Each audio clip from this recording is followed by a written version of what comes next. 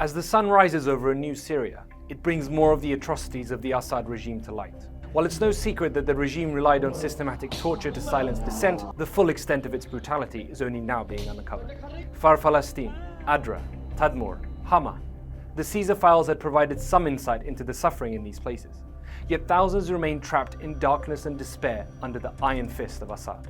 Located in the Syrian desert near the Roman ruins of Palmyra, Tadmor prison was a far cry from civilization and humanity. It was originally a stable built by the French in the 1930s, but later became a prison synonymous with repression, torture, and death. During the rule of Hafez al-Assad, the prison was notorious for housing thousands of political prisoners, mainly opponents of the regime. Its remote location in the desert served to isolate inmates from the outside world. The most infamous event in the prison's history occurred in 1980. In retaliation for an assassination attempt on Hafez al-Assad, government forces stormed Tadmor and executed hundreds of prisoners, a massacre that became a symbol of the regime's ruthlessness. Tadmor remained a symbol of terror for decades, with countless reports of torture, forced confessions, and inhumane treatment.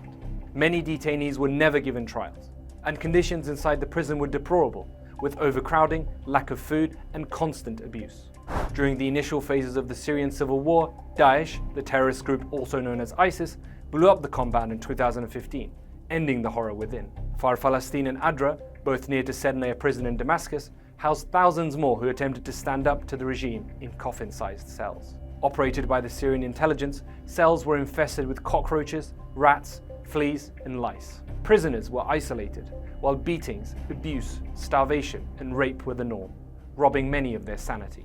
While the exact figures are unknown, tens of thousands have been killed in the meat grinder of the regime's prisons. But today, with the fall of the Assad regime, thousands are emerging from the darkness and despair, witnessing the end of an era of fear.